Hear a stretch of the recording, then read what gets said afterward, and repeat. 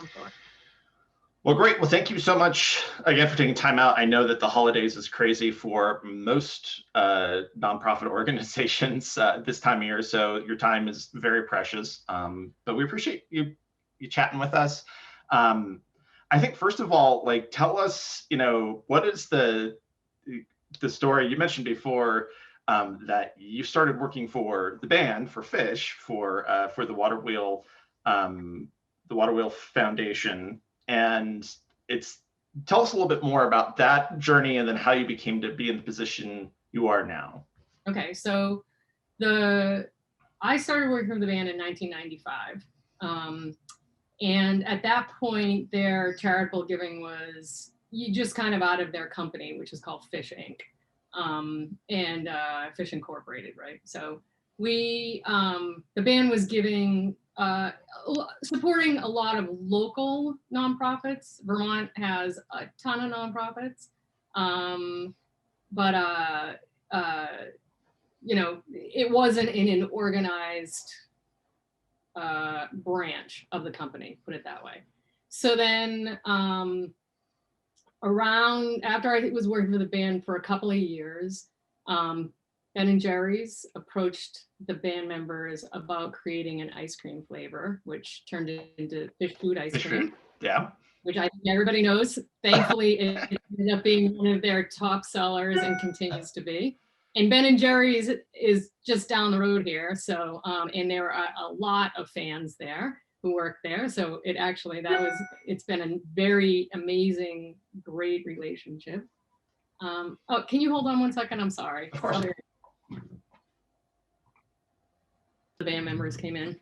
And I'm like the only one here, right? So I had to go. He is my boss after all.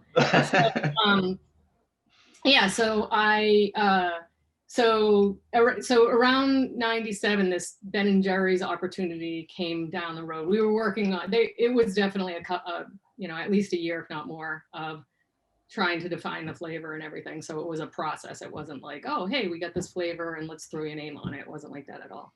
It was very collaborative at the time. And then at the same time, one of the things about the Waterwheel Foundation that is part of our historical background is that prior to creating the Waterwheel Foundation, we had Greenpeace tables out on the road. And we had a couple of guys who worked for Greenpeace who toured with the band and set up tables to collect funds for Greenpeace initiatives at the time. So right around that time, Greenpeace changed their whole direction and got rid of that touring initiative, the artist touring initiative that they had. And so those two guys, Henry Schwab and Mike Hayes, came to us and said, hey, this is a very simplified version of this story, of course, but hey, maybe we can just do our own thing. Because back then, the band was touring in a way that they were playing a lot of dates every year, and you could very easily drive from one show to the other because they were playing so many, so a lot of people started doing that because the band doesn't play the same show any night in a row. So it's, besides the fact that they're the best live rock band ever.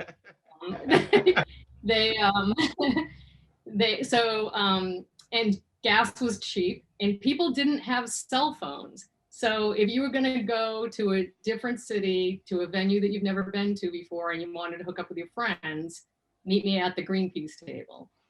So the Greenpeace table, which morphed into the Waterwheel Foundation, we created the name and we kind of put the Ben and Jerry's thing and the touring initiative together and our local initiative and said, we have a nonprofit branch. The Waterwheel table became like a community center, more or less. From there, we just kept doing it. It's always been a very grassroots effort. We do not send out pleas. There are no pieces of mail that you get. We don't even email the fans unless we're emailing them to thank them. We have 2 tables at every show. the bands over the years have just really become very, they support us. I don't know what else to say. They've just become, like, you go to a show, you drop some money off at the Waterwheel table. Our model is that we bring, and this has been since the beginning, we bring a local nonprofit in to table with us at the shows.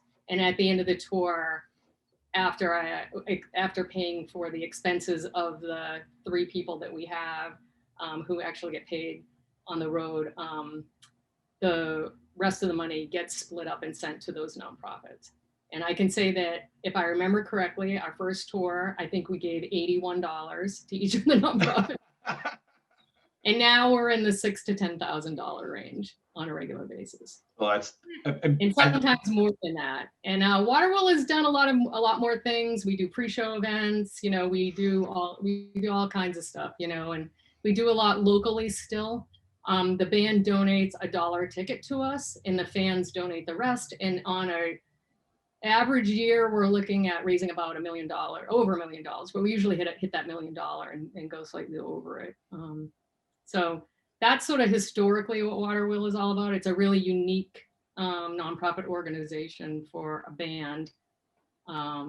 It's the band's nonprofit, but the fans support it as well as the band members do. So, yeah. So where did the word Waterwheel come from? Does it have any significance, or? Well, so when we started Phish Food, I think it came from here. I mean, I don't know. I've never really asked, but one of the band members, our bass player, Mike Gordon, came up with a name. He is the namesmith for us. He's the one who comes up with names quite often for things that need names.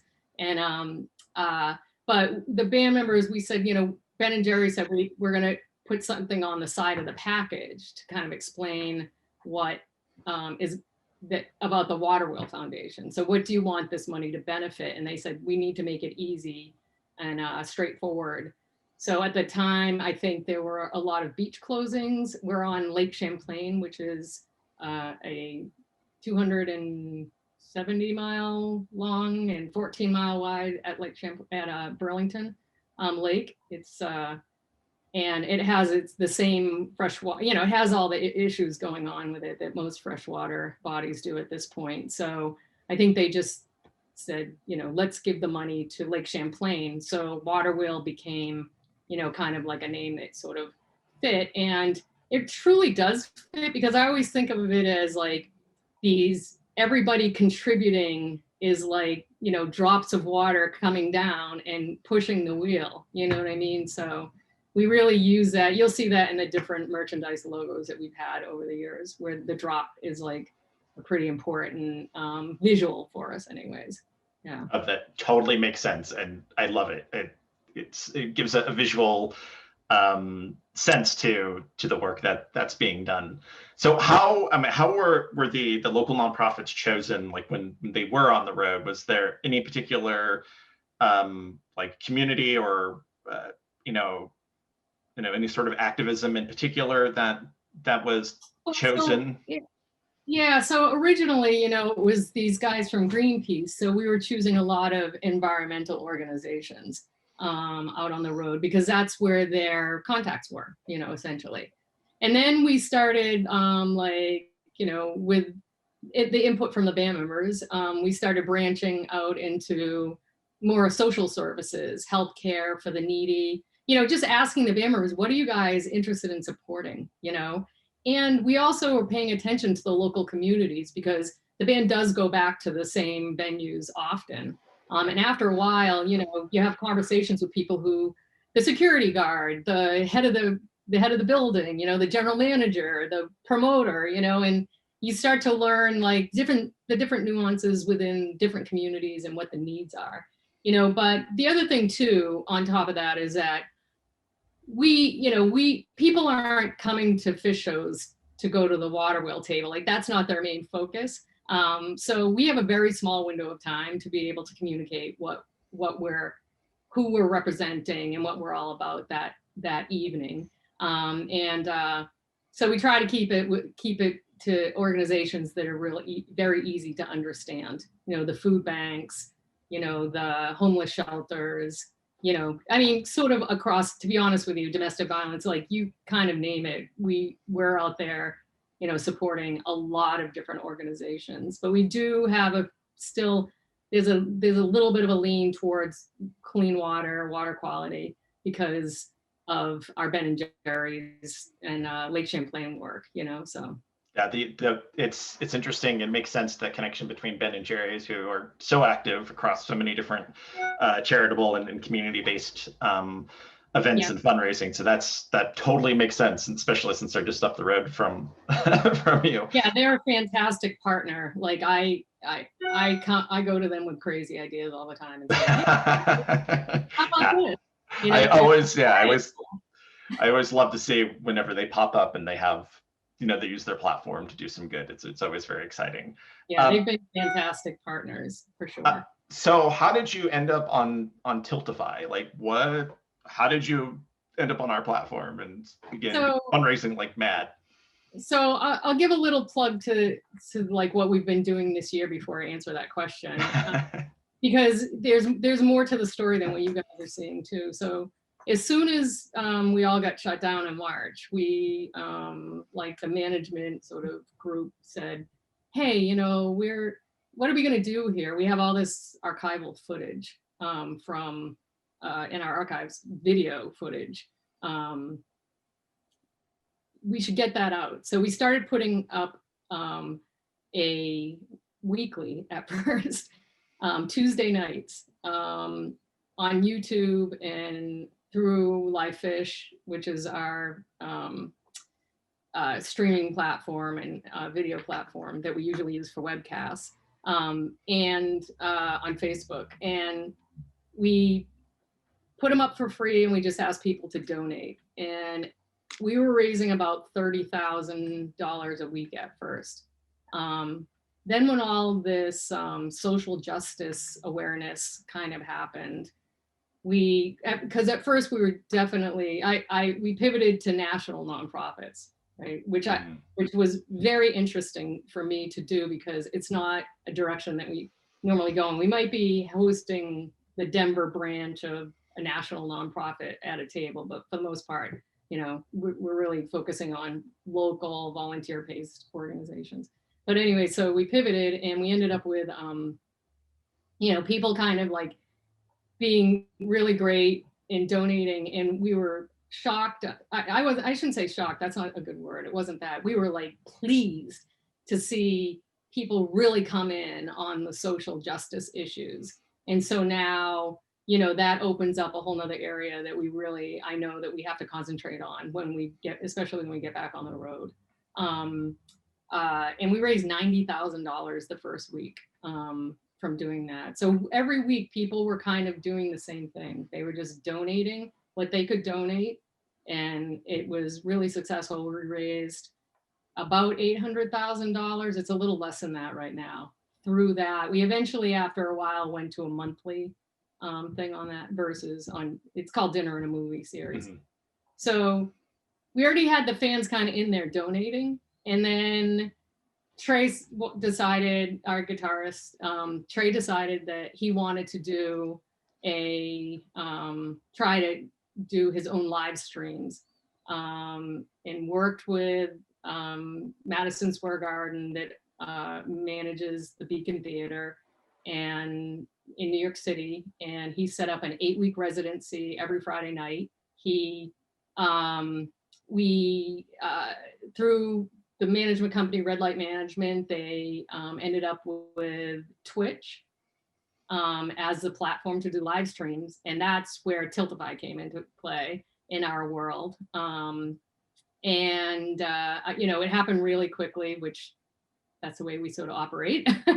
And so, but, you know, I am currently like a one-person show, more or less, as far as the Waterwheel Foundation goes. So I have a team of 4 volunteers who are my friends, who I begged to help out. And it started becoming very obvious that I was about to get completely overwhelmed. And they have been working their tails off for me, and for the Waterwheel Foundation. It's been crazy.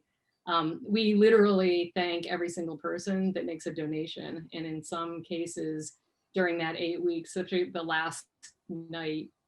There were over 6,000 people that donated. So it was a pretty intense week of thank you letters by four people, and myself doing like a few, but I didn't do as many as they did, that's for sure. It was really interesting. It was a really interesting, obviously worked really well. The first week, we do not have the demographic that Twitch has. Right. Like, it's not a matched demographic, as far as the core demographic goes, right, for our fan base. And so the first week, if you look at the statistics, you can see that it probably wasn't that, we didn't do that well the first week, because I don't think that it took people a little bit of time to figure it out. But they were going and donating through our regular channel. Oh, okay. Yeah, and then the next week it switched. Like, people completely figured it out. People were writing and asking, like, how can we do this? And then what we did is, within the Phish community, there are separate groups of fans. Just because it's been happening for so long, and because it's such a tight community, all of a sudden you're not identifying just as a Phish fan, but you're a Phish fan and a poster collector. You're a Phish fan and a pet lover. You're a Phish fan and you love to cook. So these different groups have Facebook groups and other social media groups that they've created. So there was one group that came in who had done, it's a Facebook group, an art group. They had done their own sort of offline group donation and donated $22,000 to us. Oh, wow. And we were like, wow, we got to figure out how to use this group thing, So we basically, the volunteers, especially one volunteer in particular, started reaching out to these different groups and explaining to them how to use the Tiltify platform to create group donations. And those definitely boosted everything up, because we didn't really, because of that, like the fact that we're not really the core demographic that normally would be on Twitch. A lot of the like Twitch type of bells and whistles, and some of the ones that you guys provide as well, weren't ones that really were gonna catch on fire with our group in an 8-week period. But I will say that being able to create your own fundraiser and encourage people in your group to donate through that fundraiser worked really well. We definitely got a lot of people donating that had never donated to us in the past. That's phenomenal. And I think that additionally, one of the things that I love seeing is when organizations like yours, foundations and nonprofits, see the power in community. You already have it built in because of the Phish community. Like, I've been a Phish fan for a long time. I remember 1995. Hoist was on full blast whenever I was getting out of school. But community is important. Community is a powerful thing to leverage, and that's a wonderful best practice that I would love to highlight and to bring out for other nonprofits that are coming into this pandemic and facing a lot of issues. And I think that what an amazing shift. When are we going to see the band on the road next? Do you have a sense of what that looks like? Is 2021 still out of the question? Yeah, I hope not. I know. That said, Waterwheel has done amazing this year, and we've raised, like 1.2 million through the Divided Sky Fund through Trey's Beacon Jams. We raised another 800,000 or so through, and it's not done yet. People are still donating every day to us, but through Dinner and a Movie. And then there's some other, so we're talking well over $2 million this year. So there's a challenge there to try to figure out, how do I move that forward into a live setting too? How do we keep the momentum going and keep Waterwheel being as accessible as it is? Like, that's one of the things right now, is that it's so accessible to donate because you're sitting in front of your screen and donate now. How do you do that in a live setting? So there's a huge challenge there, for us to try to figure out. I'm hoping that we tour next year. But it all depends upon how quickly they can get these vaccines out, and realistically how quickly the different municipalities open up their large venues. Because in some parts of the country that may be more quickly than other parts of the country. And it just is kind of, we're at the mercy of state governments, essentially. No, that makes right that now. makes total sense. You can't really put a tour together and be like, okay, we're going to play California and then what else is open? Okay, we'll go to Ohio and what else is open? It doesn't, the finances don't really work to shift gear and people around that way. So we'll see what happens. I can tell you the people in my coworkers who are in charge of that kind of a thing definitely have a plan A, B, C, and D in place right now. So that's good. So hopefully next year. What does the fundraising look like between 2019 and 2020? As far as did you see a dramatic decrease or a significant increase? Well, so I'm gonna say that last year we raised about $1 million, probably.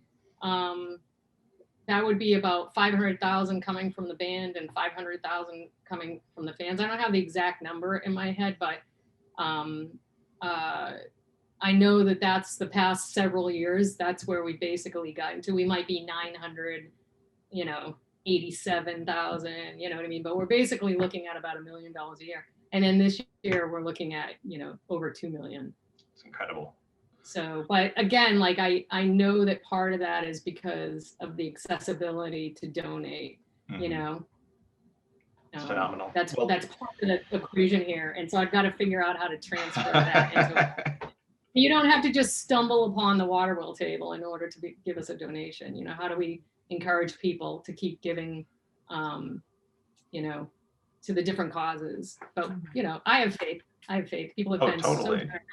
It's been incredible. We were definitely wow, at first. When Dinner and a Movie came out so strong, we're like, wow. But the fans are just so grateful to be able to be part of this community. And they're just amazing. They're writing in and thanking us, on top of, after you send them a thank you, they send you back another thank you. They've already sent you a donation. And then they're like, oh my God, thank you so much. You guys gave me something to do. I was able to connect with all my friends. You're like, God bless you. Well, the concerts are beautiful. The production is gorgeous. The music is amazing.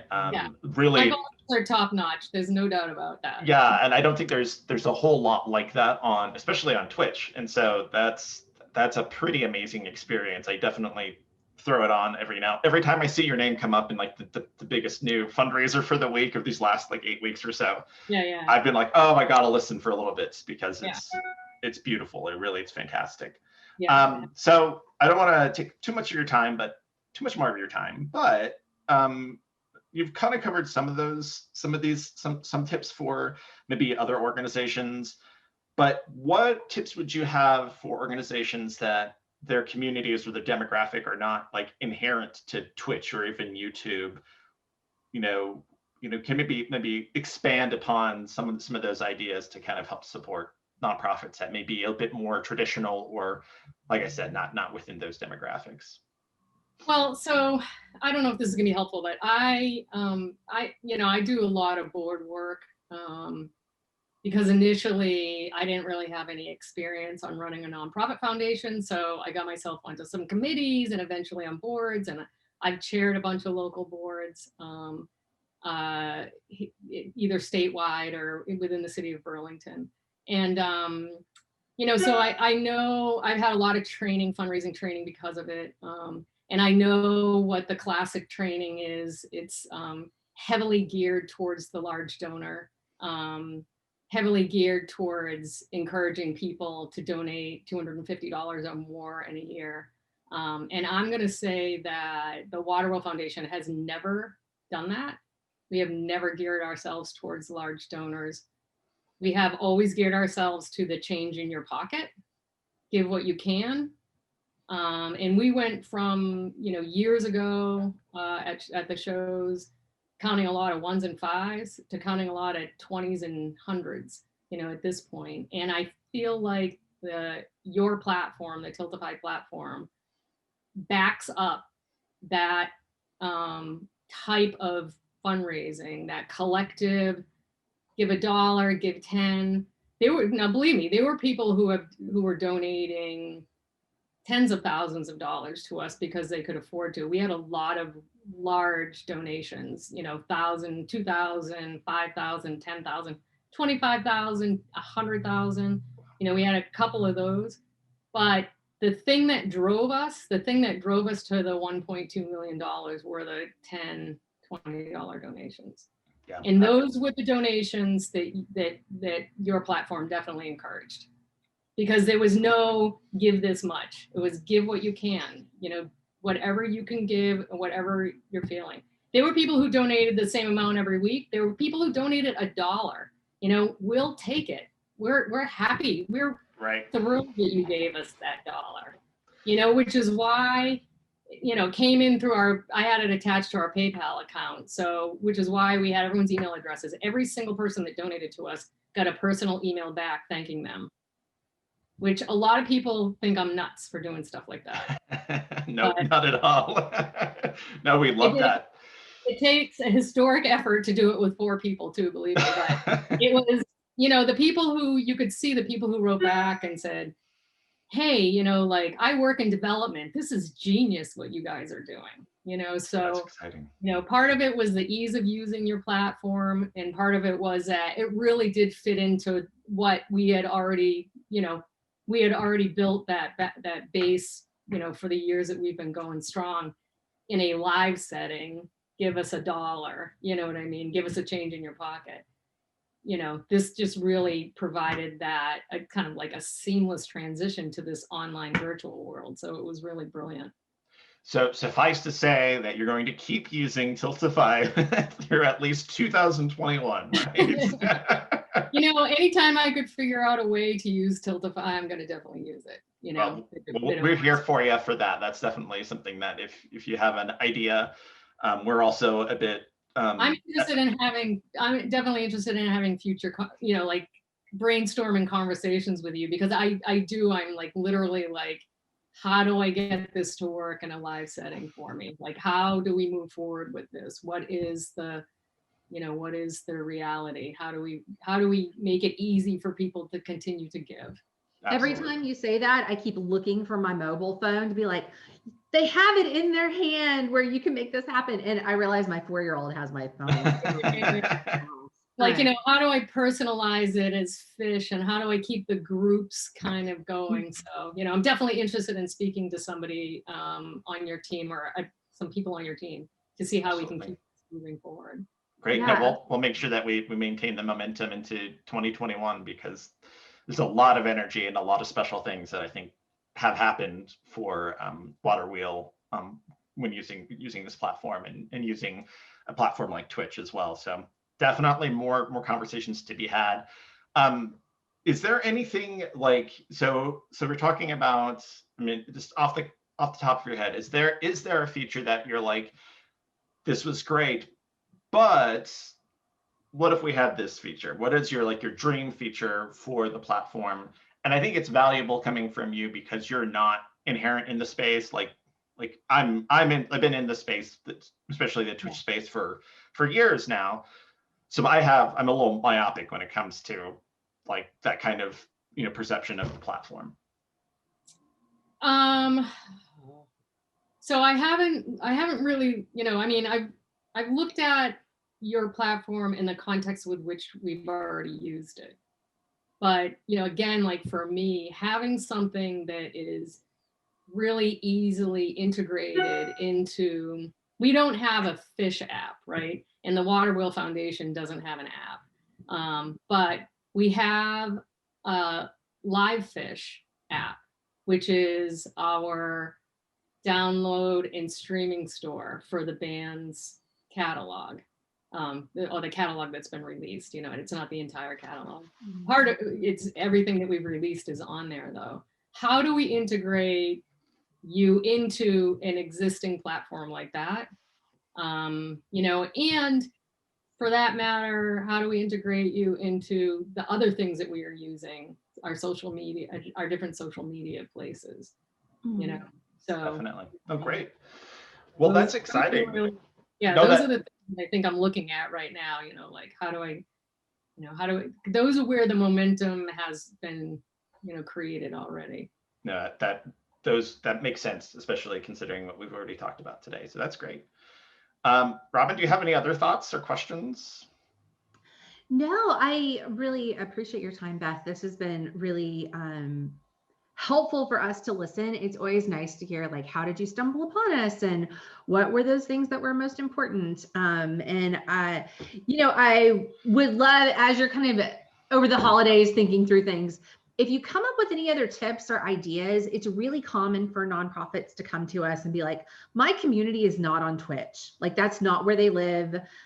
You know, if you have any tips or tricks or ideas about, like, how did you transition them from like the first week into the second week? You know, like, how did you help them move onto the platform or feel more comfortable with it? I think that would be really helpful for us to share with other organizations that are doing this type of work. It was a little bit word of mouth, to be honest with you. We sort of spread the information versus like kind of like doing it through the company. You know what I mean? It was a little bit more of connecting with people personally and saying, hey, you know, if you want to do this, you know, group donation, this is the way that you would do it. You know, here's the link to the landing page. From there, it's very simple. I don't think I had one person come back and say, wait a minute, I don't understand how to do this. You know what I mean? Like, it's very simple. I mean, I set up, you know, I set up the site in the first place, which was also very simple to do, you know, and I tested it out by making the first donation myself. And I was like, oh, perfect, worked great. You know, now I see what's going on. This is going to be easy. And I also do, like, obviously the business end of things too. So even on the accounting end, it was pretty easy to deal with it. So were the different groups competing against each other? Like, was the cooking group competing against the pet group, or did they just want to do it collaboratively? Yeah, I don't think so. I think it was more of a thing where they were creating on Tiltify their group donation, you know, fundraiser, and then talking on social media in the way that they normally communicate with each other, and sending out the link and saying, if donate here, you know. There were some groups that definitely had set goals and said, this is what we're going to try to get to, you know, and pushed. And there are other groups that just, like, you know, there were a couple of groups who did like memorials to people that raised a whole lot of money, you know, to you know, people in their group who weren't with us any longer for, you know, different reasons. So it was great to see, you know, and it definitely opened up my eyes, even though it's not like I was unaware that these groups existed. I just never thought of approaching them in a way to create these fundraisers. You know, I've never used that as something. And it, you know, again, like, Waterwheel runs on a very grassroots level, but I don't, you know, because I don't want to be this nonprofit that's hounding you for money. You know, that's not what we're about. It's about, like, being a good citizen and being a good member of the community and wanting to give a little bit. So, you know, I don't feel as though those groups, you know, crossed over any kind of line that I normally think sometimes people are pushing me to cross over. I have to do traditional fundraising where I'm like, nope, I'm sticking to my guns here. This is working. Yeah, it's totally working. I love to see it. That's awesome. It's fantastic. Well, do you have any questions of us, or is there anything that you want to make sure that we've heard from you before we wrap up today? You've been so generous with your time already. I don't want to. I'll just add this little bit, because this comes up a lot when I talk about fundraising in the way that I think of it. And I'm not going to say that you know, targeting your large donors and having campaigns, you know, in a traditional fundraising sense is a waste of time, or that you shouldn't do it, because for some nonprofits, it totally is exactly the way that they should continue to move forward. But a lot of times when I start talking about this grassroots effort that Waterwheel has been able to do, people say, well, you have this giant rock band, of course, like people will give money, but I totally disagree with that. I feel as though if you are a nonprofit and you're doing whatever it is that your mission is, you're going to have people that are very passionate about it. You just need to figure out how to harness into that passion. We can do it very easily in a live setting, and I say like, oh, well, we're not asking for donations, but we're doing like, we're there personally at every show. You know what I mean? We're always there, and I don't think that you can say that there are other nonprofits that are always there. Like every time, if you're at a, Lake Champlain nonprofit, every time you go to the lake, is the nonprofit there? You know what I mean? So I feel like there are definitely some of the things that we do may not be directly transferable to other nonprofits, but for sure, this like kind of peer fundraising and this like small amounts and give what you can type of fundraising can be wildly successful for any nonprofit, that cares to put the effort into their sort of grassroots.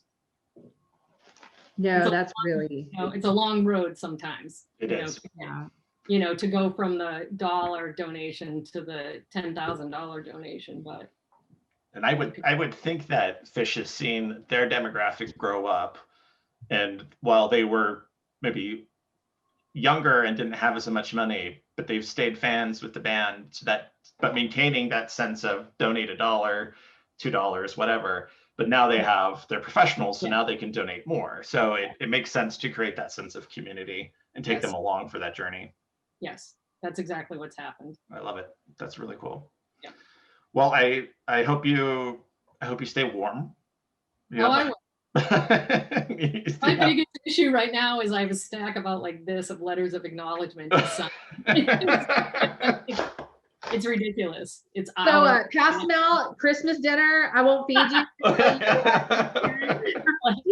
There's a few right here that I'm working on. I have there's another 110 that I just printed out. So. Oh, all right, well, we'll let you get to that. We appreciate your time so much, Beth. Thank you. All right, cool. Take care of you guys.